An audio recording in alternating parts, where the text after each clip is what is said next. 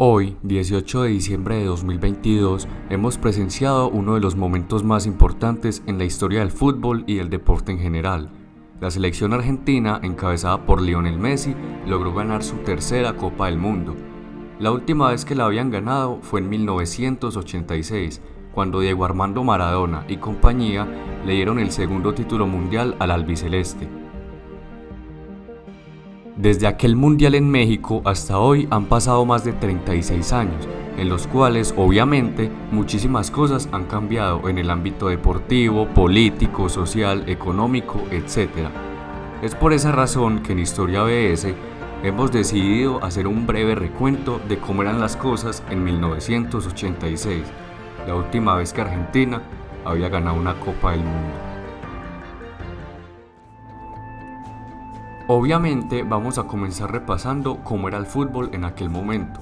En esa época, en los mundiales solo participaban 24 selecciones, 8 menos de las que participan hoy en día. En el ranking de mundiales ganados, Brasil ya era el líder con 3 copas ganadas hasta ese momento, empatando con la selección de Italia, que también tenía 3 copas. Luego estaban Alemania, Argentina y Uruguay, con 2 copas. Y por último aparecía Inglaterra con 1.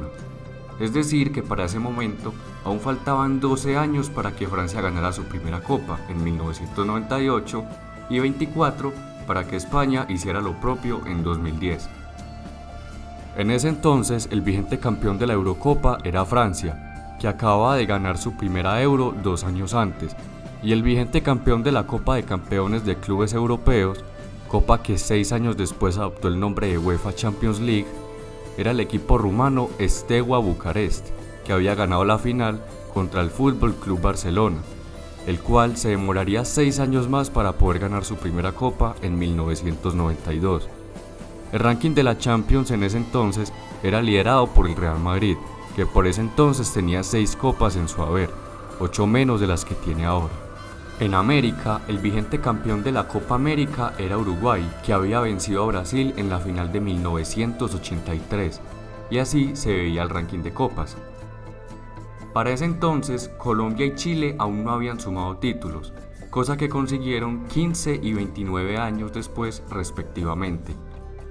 El vigente monarca de la Copa Libertadores era Argentinos Juniors, que logró su única Libertadores hasta la actualidad, aunque meses después del Mundial fue River Plate quien conquistó la Libertadores, la primera de las 4 que tiene ahora.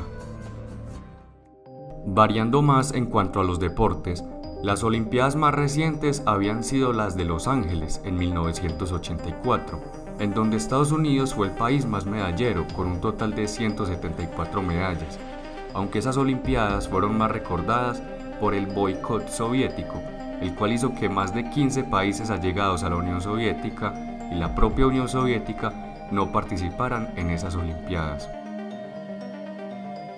La razón por la cual se originó este boicot fue principalmente la Guerra Fría, en la que para ese entonces Estados Unidos comenzaba a tomarle ventaja a la Unión Soviética. Esto también significa que el muro de Berlín aún existía, y Alemania, como la conocemos hoy, tampoco existía, sino que estaba dividida en Alemania Federal y Alemania del Este.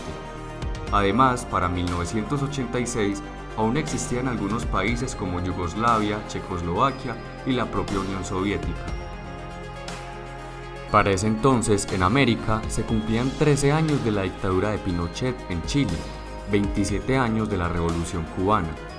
En Argentina habían pasado 3 años desde la caída de la dictadura de Videla, y en Colombia, país que inicialmente iba a ser la sede del Mundial, estaba viviendo uno de los momentos más difíciles de su historia, pues apenas habían pasado escasos 7 meses de la tragedia de Armero y la toma del Palacio de Justicia.